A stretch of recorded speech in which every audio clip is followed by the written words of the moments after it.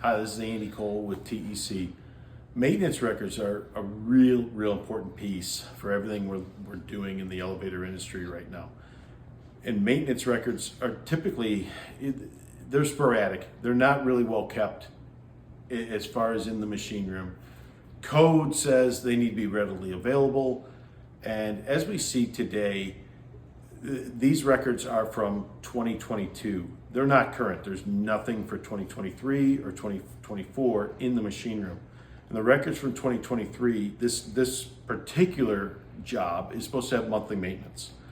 You can see in 2022, there's missed visits. So there's only March, April, May, and June, and then it's skipped to August, and then in October.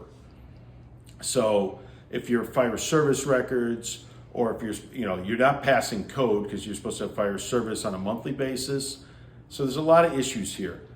As far as what we do at TEC, for an audit, we can help clean this up. We also have the Elevator app, and you can go to elevatораpp.com and look at that and how to keep better records and how to have records readily available and have your service provider be held accountable. As far as the rest of the records, they're just not there for 2023 and 2024. And there's no way this elevator should pass code without those records.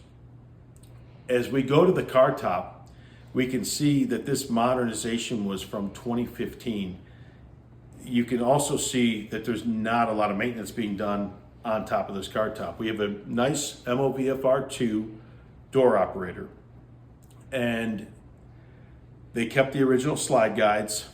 They also have a Formula Systems, electronic door edge. But as far as the equipment goes, it's not clean, it's not well kept. And it should look a lot better than this with a 2015 modernization.